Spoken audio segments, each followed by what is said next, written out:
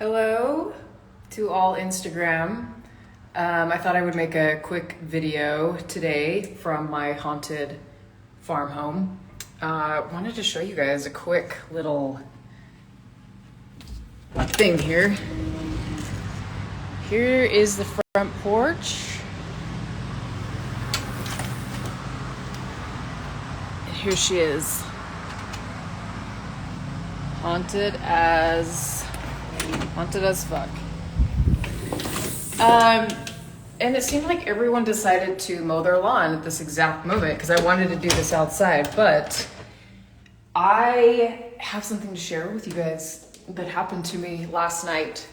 So I was lying in bed and I had a strong visual visitation from an old Victorian woman, and it was really scary at first because it overtook my whole body and it overtook my mind, and it felt like she pierced into my third eye.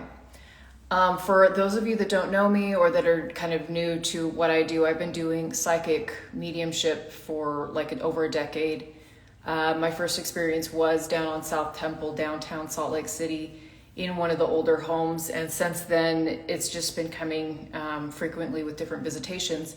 But this one was really strong. It was really, really profound. And the things that she taught me, or she communicated to me, were very significant. And I thought I would share to you guys what was brought up. And I'm going to do this as quickly as possible because there's a lot going on. So I call this Victorian spirit the Victorian vampire. And the reason is because she gave me this feeling that the individuals that came over to pioneer Salt Lake City were not all these Christian, Israelite kind of Judaic people. Some of them had a very strong background in the magical arts, especially she was showing me women. Women were very in tune with some of the teachings of their ancestors that had some embedding of the magical arts. So there was sort of that magical component that kind of came through. What she showed me, Miss Vampire Victorian, she showed me the book of Stephanie Meyer's, and I haven't read them for a while, but what came through in that experience is Stephanie Meyer's is the great-granddaughter of J.P. Morgan. J.P. Morgan is part of a dynasty and an old family bloodline that is very evolved. They are very intelligent. They know how to really, I say, work the matrix. They know how to manipulate and control their world very easily. They can manifest things very easily. It is a very high-level bloodline. And in that bloodline, there are vampiric initiations. And what that means is when you go back to ancient Greece and you look at the mystery schools and the old rites of passage for the priests and the priestess, they had to go through certain things to unlock different parts of their mind to be able to understand and control their world and their inner energy and know how to manipulate it, much like we would see magical people on TV. They just know how to control the weather. They would know how to call in spirits for the crops. They would know how to destroy the crops if they were going bad, all these different things, right? They knew how to control their world by knowing their inner world. And those were called initiatory processes with spirit. It evolved your soul very quickly. It almost made you very godlike for those that were not going through these processes. And they called them eventually, I'll have to look at why it was called this, but they eventually became vampiric in nature. And then those rites passed down into ancient Rome, and then those rites moved over into the British Empire. They call them the vampiric initiations and energies once you make it through, because the visual was, if you look at Stranger Things this last season, there is an individual that became so evolved in comparison to other humans that he was able to surpass time and control the multiverse in such a strong way and control other people's minds and subconscious and fears and all these things. And he has these tentacles that reach out and connect into that and pull them into him. So it is just a symbolic way to show that the once was asleep is now fully awake and able to control his or her environment and can control the sleep. It's also called like feeding off the dead, because if you're in a sleeping state, you don't know of your energetic power, you are asleep, and kind of you're dead in a way because you're not evolving, you're not growing your energetic field. So the vampire, so to speak, feeds off of individuals that are impulsive and that are just here to live and not actually evolving. And when I remote view, or when I psychically look into vampiric bloodlines and souls, they do have tentacles that can reach out and kind of feel into their world and tap into the better timelines. They can tap into what will manifest things more quickly. They can bring in people to help them heal, these kinds of things. Like they can pull in things, energy really quickly. And the theory behind the vampiric initiations is also that your soul, through its evolutionary period, is not necessarily having to do all these things to be able to manifest its world. It sucks it in. So it transforms it from a positive torsion fields of outward good works to a negative torsion field of pulling in energy. So something to consider when I talk about vampires. I just like, some people are like, this is like all fake lore, right? It goes back to ancient rites, and it goes back to these old temples and mystery schools. It was just termed vampiric because the soul goes from a positive torsion field of outward works into a negative one of pulling in what it needs to evolve, survive, and grow. Similar to on Stranger Things, how the one individual, I keep forgetting his name, he's number one, and he's basically like the representation of the black magician, but he pulls in people. Like he never really has to go out and get people, he just pulls them in through his cords. And anyway, in Stephanie Meyer's book, the vampire lore section that she writes about, you've got the new vampires, which are those that have basically come over to America and have had to transform themselves to survive in some way. And they're against the old bloodline families of the Italian rites, the coven of the Volteri, I think is what it's called. That is highly symbolic as well, because when we look at what happened, the British Empire basically took all of these old ancient rites, but sent out individuals to implement it in this new world, this America world. So you have sort of this breed of the old empire, with which the British Empire is considered the old empire, which links into the Vatican, which links into Rome, and that sent out the individuals to establish and architect the new world, which was America. And the American initiates were on board with the British for a while, but as we know, as time has transpired, they were not. But the British, it represents similar to this old Italian Volturi coven that Stephanie Myers talks about. It's so old and powerful that it's really hard to break down. Like it's got so much power. It's an old magical order that has existed for so long that it's so hard to break down.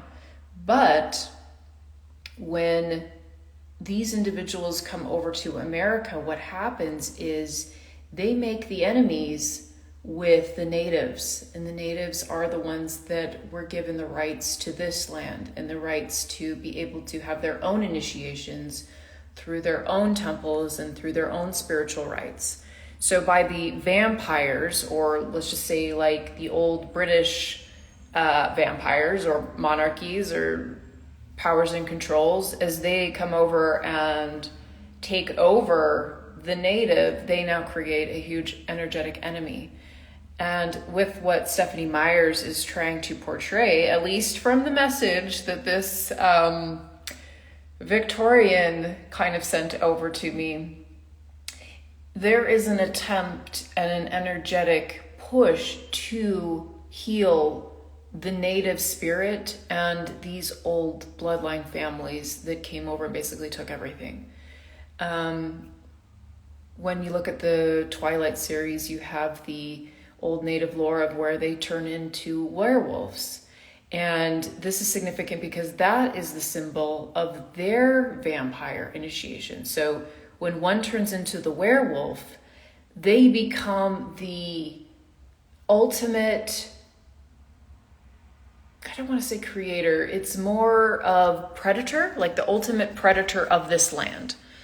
And that's also what the vampire is like kind of representing as well. It's like a very predatorial spirit because it can pull in anything good or bad and use it its own will and take it in as food or whatever it needs to survive and evolve and grow, while everybody else is sort of in their sleep state.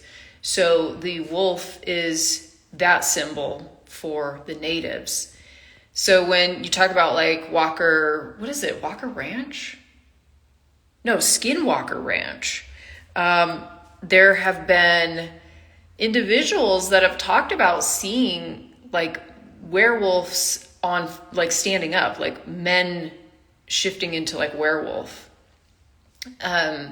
So their soul now becomes immortal in a way.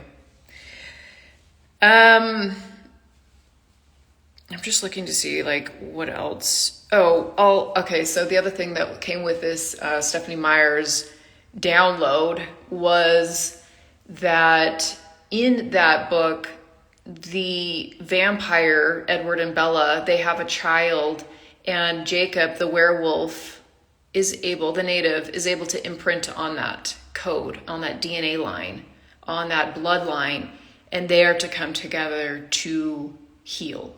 They are to come together to become one and unified with the old and, well, I guess I should say the old vampires to the new vampires in the new world into a conjunction with the old lore of the natives, if that makes sense.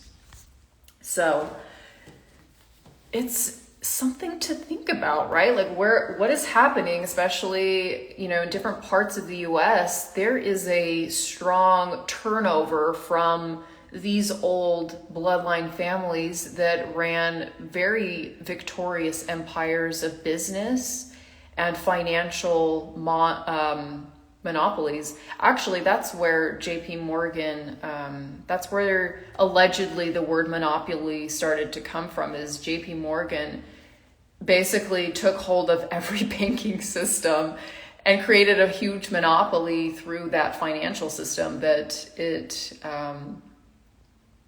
they termed it the monopoly. And there's a theory too that the Monopoly Man is actually written or drawn, characterized after JP Morgan, like his face and stuff. So it was a, what do I want to call it? Predestined? I don't know if I want to use that word. It's a psychic viewing of the energetic collective transition that we're going through, I think is what I want to call it. And the other part that I think is interesting that this Victorian spirit wanted to tell me, which was actually really terrifying now that I think about it, like just the whole, she wasn't gentle, like she was terrifying, but I could tell she probably had an old bloodline herself, and that her family came here and they were very powerful individuals. But these things happen where you create enemies through taking over others' spiritual connections and initiations on a land that is actually not your land. This isn't, these grids and these energetic areas were not vampiric in that, so to speak. So they rewrote what the natives did and created a huge battlefield, basically, energetically. And now we're finally at a point where we can bridge those two empires, those two bloodlines and genealogies and stuff.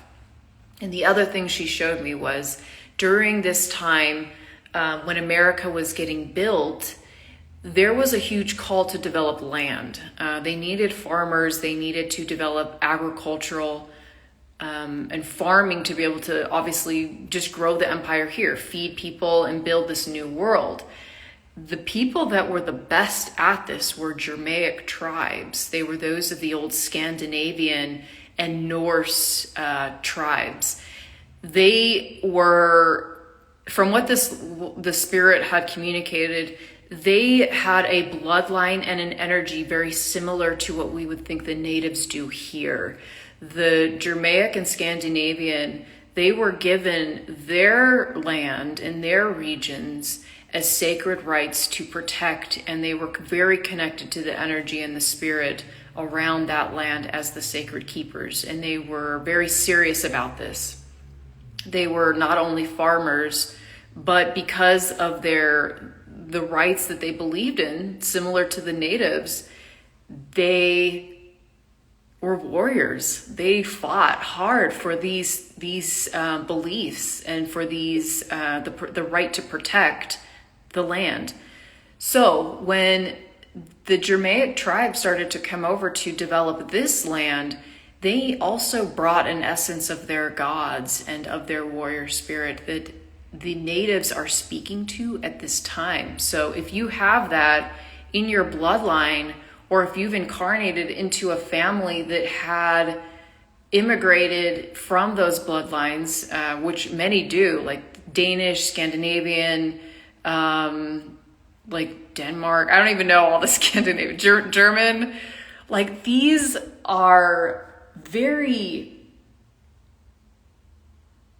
I don't even know what I want to say. They're warrior tribes. They will fight. And so that energy is now needed to be able to combine with the vampiric lore, which is old psychic initiations.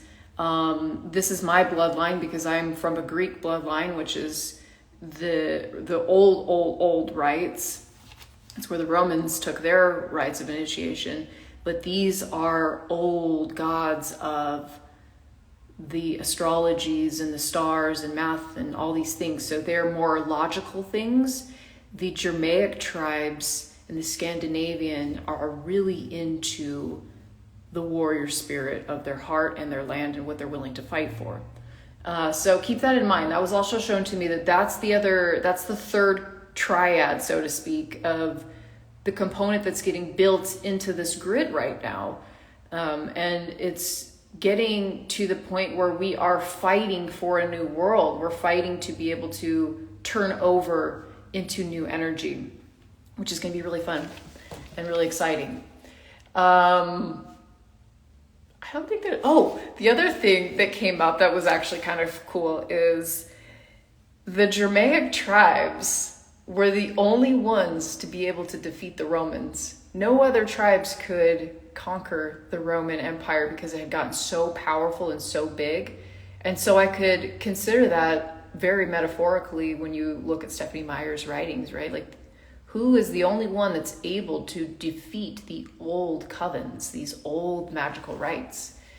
And for those that are like, magic isn't real, like magic isn't those are fairy tales and whatnot, like that is how this world operates. It operates in magical rites, especially the older bloodlines. They use magical energetic will force to be able to create their world. And that's what Zion is. Zion is the manifestation of what world you want to create, what your empire is. Anyway, maybe before I leave you guys, I'm just gonna turn that. Did it go? Oh, let's see. Turn back around. Let's see. Here we go. I thought I would show you guys this fireplace. of old been restored. Very cool, right?